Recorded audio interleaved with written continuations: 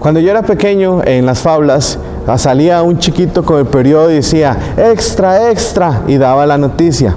El día de hoy, yo quiero hacer esto y decir, extra, extra, feminicidio en Efraín. Ahora, ¿de qué se trata esta noticia? ¿Por qué un feminicidio? Bueno, quiero que leamos un momento Jueces 19:29 y dice, cuando llegó a su casa, tomó un cuchillo y descuartizó a su concubina en 12 pedazos, después de lo cual distribuyó los pedazos por todas las regiones de Israel. Jueces 19 nos cuenta el relato de un levita y su concubina, al cual ella fue violada después de que algunos hombres querían primero violarlo a él por una cuestión de que estaba siendo hospedado en la casa de un anciano. Sin embargo, en una acción tal vez que hoy en día sería intolerable, el levita y el anciano entregaron a su concubina a estos violadores. Ellos la violaron toda la noche y probablemente la mataron. Cuando éste llegó a su casa, la partió en 12 pedazos y lo repartió a las 12 tribus de Israel. Ahora, ¿por qué esta historia está en la Biblia?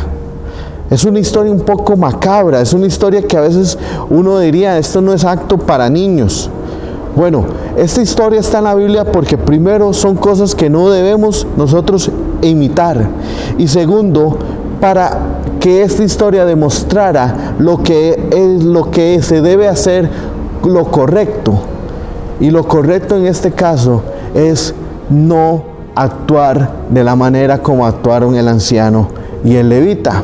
Segundo, también esta historia está en la Biblia porque quería ya mostrar cómo el pueblo de Dios se estaba apartando de él, cómo el pecado ya estaba entrando al pueblo de tal manera que ya no querían ni siquiera respetar a la gente de su mismo tribu, se estaba haciendo daño entre ellos. Sí, a lo largo de Jueces hemos visto cómo el pueblo de Dios se apartaba de él y Dios usaba a sus pueblos enemigos para que castigaran al pueblo y ellos se arrepintieran. Pero ya en este caso estamos viendo que es el mismo pueblo de Dios que se está atacando entre ellos. Y más adelante veremos cómo se arma una guerra entre los mismos israelitas. Esta historia lo que nos refleja es que la maldad ya no estaba en los extranjeros, sino que ya ahora estaba en la gente del pueblo de Israel.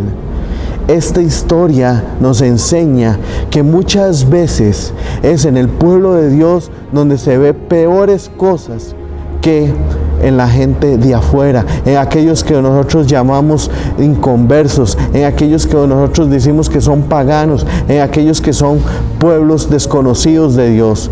Pero esto es algo que nosotros debemos siempre pensar y meditar y decir, si yo soy hijo de Dios, ¿por qué actúo de esta manera?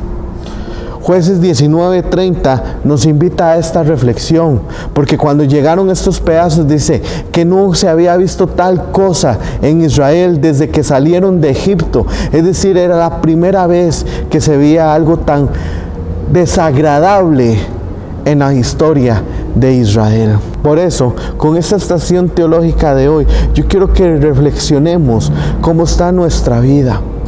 ¿Cómo estamos enseñando nosotros el cristianismo a los demás? Porque muchas veces nos tachan y dicen, uy, es que usted es cristiano cuando empezamos a hacer cosas malas. Es decir, usted no debería hacer eso. Y es cierto, no deberíamos hacer esas cosas. Deberíamos ser siempre ese ejemplo para aquellos que no conocen al Señor. Bueno, que el Señor los siga bendiciendo a cada uno de ustedes y sigamos estudiando la palabra de Dios.